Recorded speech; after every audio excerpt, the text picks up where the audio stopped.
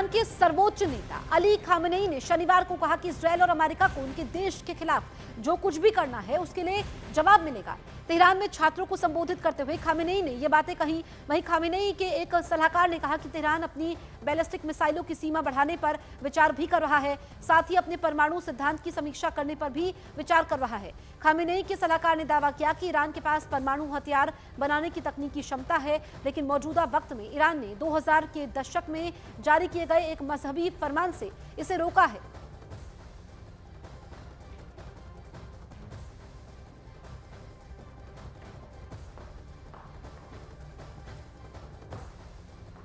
دشمنان چه رژیم صهیونیستی چه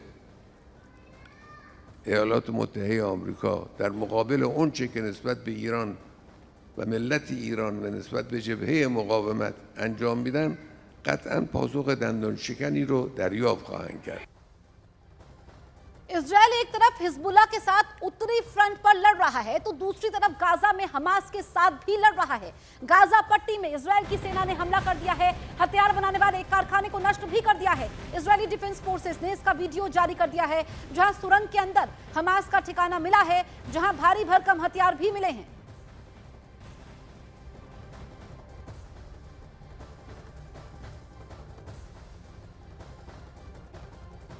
Israel का Hezbollah के ठिकानों पर हमला जारी है। इजरायल ने शनिवार को वीडियो जारी किया जिसमें दिखाया कि इजरायल की वायुसेना ने हिजबुल्लाह के एक ठिकाने पर हमला किया, जहां से इजरायल में गलीली में रॉकेट दागे जा रहे थे। हिजबुल्लाह ने यहां से 30 रॉकेट दागे थे। इजरायल की एयर स्ट्राइक में लॉन्चर के ठिकाने को तबाह कर दिया गया।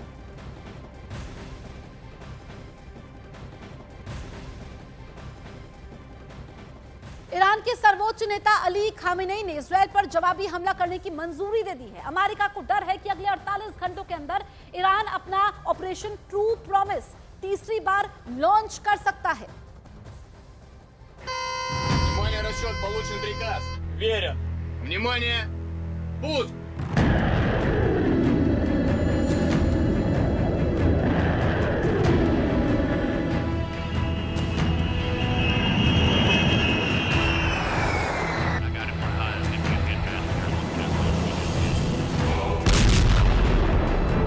सिर्फ 5 दिन के अंदर परमाणु युद्ध भड़काने के 2 सबसे बड़े कदम उठा लिए गए हैं।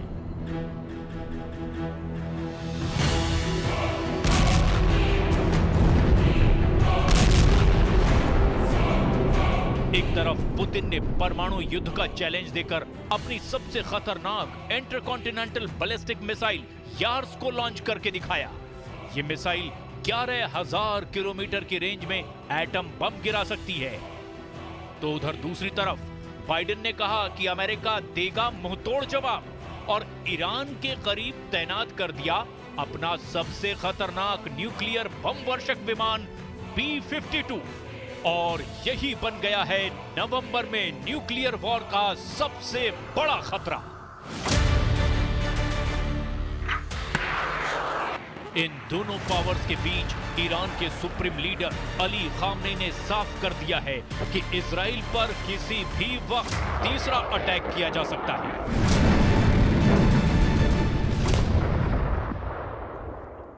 ما در مقابله با استکبار همه اون چه که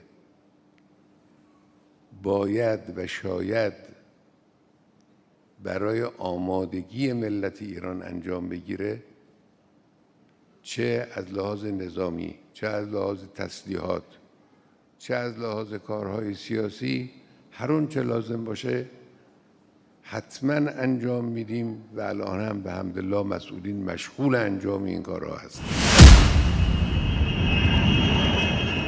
तनाव बहुत ज्यादा है और इसीलिए बाइडेन ने भी 24 घंटे के अंदर ही ईरान को घेरने का सबसे बड़ा फैसला लिया है। अमेरिका के रक्षा मंत्री लॉयड ऑस्टिन ने ऐलान किया है कि अमेरिका खाड़ी देशों के अपने अड्डों पर दुनिया का सबसे खतरनाक बम वर्षक B-52 तैनात कर रहा है। इसकी तादाद 1 से ज्यादा है। इसके अलावा टैंकर विमान, ताकि लंबी दूरी के मिशन में आसमान में ईंधन भरा जा सके। इसके साथ ही साथ नौसेना के डिस्ट्रॉयर जो लंबी दूरी की मिसाइल फायर कर सकते हैं, वो भी खाड़ी के पास तैनात रहेंगे।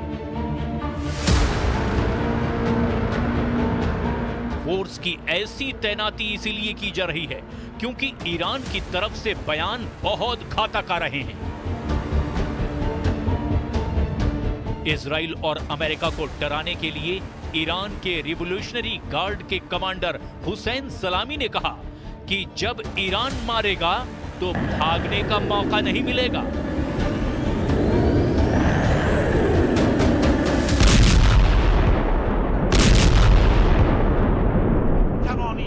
در دریای از آتش زندگی کنید. شما کوچک هستید. شما حتی جایی برای فرار ندارید. एक परमाणु बम वर्षक को पश्चिम एशिया में तैनात करने का मतलब बहुत खतरनाक है। ये बात बाइडेन जानते हैं, इजराइल जानता है और ईरान भी। इसका मतलब जो बम इजराइल अपने फाइटर जेट से फायर नहीं कर सकता, अब वो बम बाइडेन फोड़ेंगे।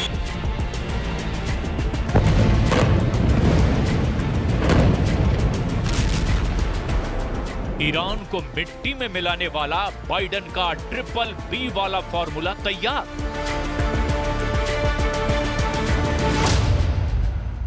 אני מעריך מאוד, מאוד את תמיכת ארצות הברית. והמדיניות שלי היא פשוטה. כשאפשר אני אומר כן, אבל כשצריך אני אומר לא. लेकिन ट्रिपल बी का खतरा रूस को डराने के लिए भी है। रूस के कई आधुनिक हथियार पहले ही ईरान पहुंच चुके हैं और ऐसा लगातार दावा किया जा रहा है।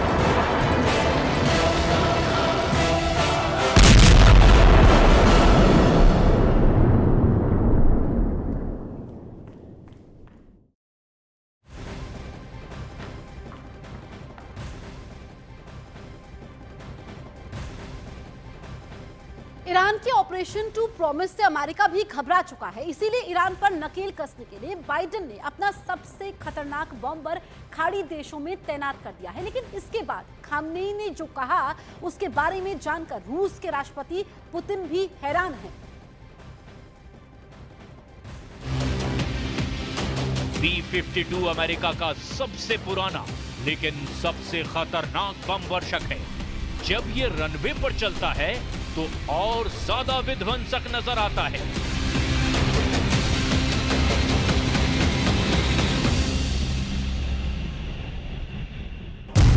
अमेरिका का B-52 32,000 किलो के बम लेकर उड़ता है।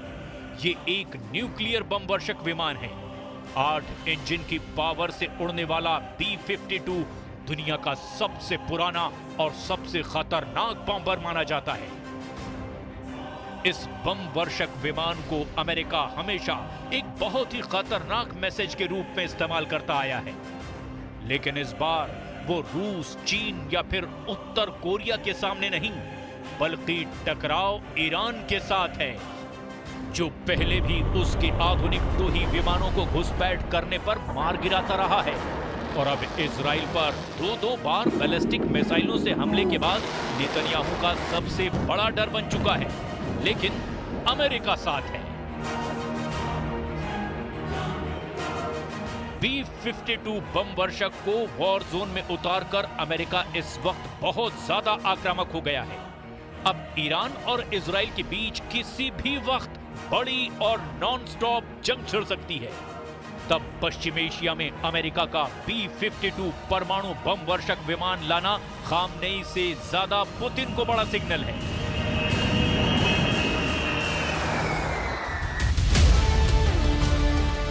अमेरिका ने फैसला किया है कि वो ईरान को रोकने के लिए इजराइल की आखिरी दम तक मदद करेगा। वहीं दूसरी तरफ है खाड़ी के आसपास उसके तमाम मिलिट्री अड्डे। ये दोनों ईरान का सबसे बड़ा टारगेट बने हुए हैं और ईरान से आर पार का युद्ध शुरू हुआ तो खामनेई का ऑर्डर इन दोनों पर मौत बरसाएगा। ये बात बाइडेन भी जानते हैं।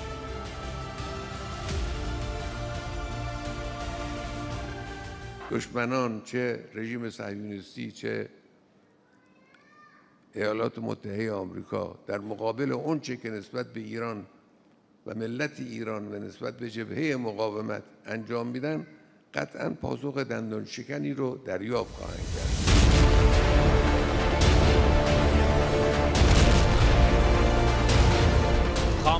खौफ के सामने अमेरिका ने फॉर्मूला ट्रिपल बी लॉन्च कर दिया है। फॉर्मूला ट्रिपल बी यानी बाइडेन का बंकर बस्टर बम। इजराइल की मदद करने के लिए अमेरिका के पास इस वक्त 3 तरह के बहुत ही खतरनाक बंकर बस्टर बम हैं।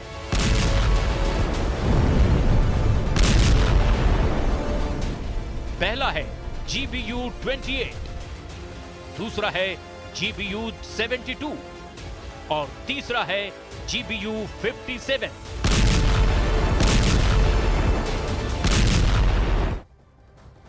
ईरान इजरायल के बीच तनाव में अमेरिका का B-52 नई चिंगारी बन चुका है, जिसे उड़ाकर अमेरिका ने ईरान को धमकाया है कि वो किसी भी तरह की हिमाकत करने की कोशिश ना करे।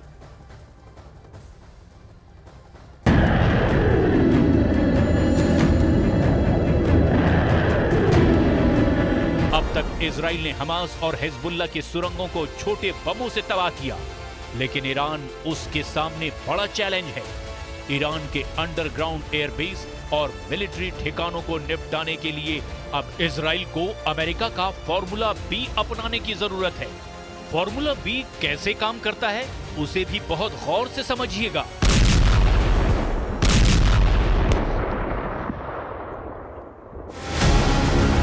सबसे पहले इजराइल का GBU-28 बंकर बस्टर बम। ये ऐसा बम है जो 6 मीटर मोटी कंक्रीट की परत को पार कर सकता है। अगर ये बम फेल हुआ तो GBU-72 हाजिर है, जो 30 मीटर मोटी कंक्रीट को भेद सकता है और उसके बाद इस बम का ब्लास्ट होता है। ये ऐसे बम हैं जो F-15 जैसे फाइटर जेट से लॉन्च किए जा सकते हैं, लेकिन जब इससे भी बड़े बम से हमला करना हो तो उसके लिए इजराइल के पास बड़े विमान नहीं हैं। और अब तक इजराइल ने अपनी बमबारी में 3 तरह के फाइटर जेट इस्तेमाल किए हैं। F-16 से लेकर F-15 और F-35 पर बंकर बस्टर बम लोड किए जाते हैं और फिर उनसे बेरूत और दक्षिणी लेबनान से लेकर गाजा और तेहरान तक बमबारी की जाती है। लेकिन ऐसे मिशन की कमी है कि छोटे विमानों पर बम का साइज भी छोटा होता है। इसीलिए जब तीसरा विकल्प GBU-57 हो तो इसे लॉन्च करने वाला प्लेटफॉर्म यानी विमान भी बड़ा चाहिए। GBU-57 अमेरिका का सबसे ताकतवर बम है, जो 60 मीटर की सतह को भेदने के बाद तबाही मचाता है, यानी जमीन को 60 मीटर चीरता हुआ धमाका करता है। इस बम को सिर्फ अमेरिका के बड़े बम वर्षक विमान जैसे B-52 या B-2 ही लॉन्च कर सकता है। ये बम जिस गहराई में जाकर फटते हैं वहां कुछ भी नहीं बचता। मिसाल के तौर पर जब 30 मीटर की गहराई में किसी सुरंग में 1000 किलो विस्फोट फटेगा तो अंदाजा लगाया जा सकता है कि कैसे पूरा अंडरग्राउंड बंकर, सुरंग या एयरबेस एक बार में ढह सकता है। यहाँ पर छुपा दुश्मन कितना भी सुरक्षित महसूस क्यों न करे, आखिरकार वो मारा जाएगा।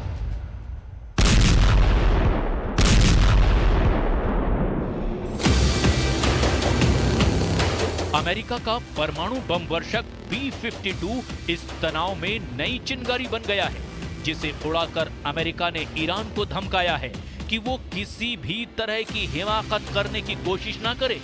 26 अक्टूबर को इजराइल के हमले के बाद ईरान बहुत गुस्से में है और उसने इजराइल को नतीजे भुगतने की धमकी दे दी है। इससे पहले वो यमन में B-2 स्टेल्थ बम वर्षक विमानों के जरिए हूथी विद्रोहियों को टारगेट कर चुका है।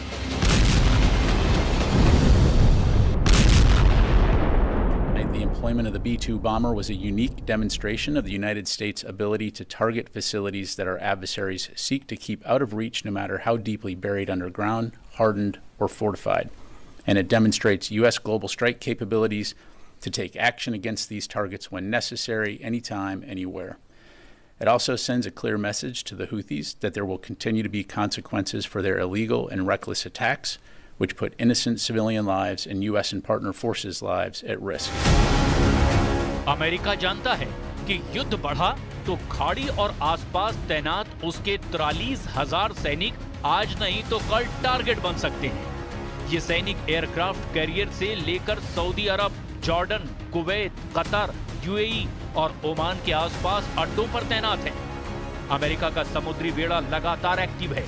अमेरिका ये दिखाना चाहता है कि उसकी रेंज में वो हर देश है जो इजराइल की तरफ आंख उठाकर देख सकता है। क्या देख रहा है? ईरान के तेवर अमेरिका को लेकर बहुत ज्यादा बिगड़ गए हैं। ये खौफ सऊदी अरब को भी है।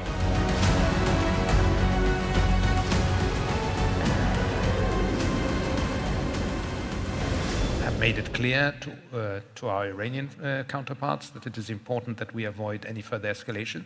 My sense is that at least on their side that they realize the risks of escalation and would prefer to avoid it.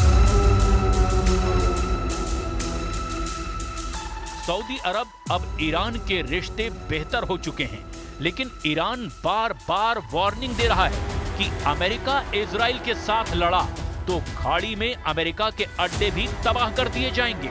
अब इस बात से सऊदी अरब का परेशान होना भी बहुत लाजमी है, क्योंकि अमेरिका के कई अड्डे सऊदी अरब में भी हैं। ये युद्ध अगर बढ़ा तो इजराइल और अमेरिका के अड्डों के खिलाफ बटन दबाने ईरान के बड़े बड़े कमांडर भी तैनात हैं। खामनेई की तरफ से जवाबी हमले की घंटी जब से बजी है, ईरान की पूरी मिलिट्री फोर्स 24 घंटे इजराइल के टारगेट तलाश रही है। شما فکر میکنید میتوانید با پرتاب چند موشک داستان تسلط یک قدرت بزرگ به نام اسلام را تغییر دهید؟ شما در وعده صادق 2 دیدید آسمانتان چگونه شکافته شد، دیدید سپر موشکیتان چگونه عمل کرد.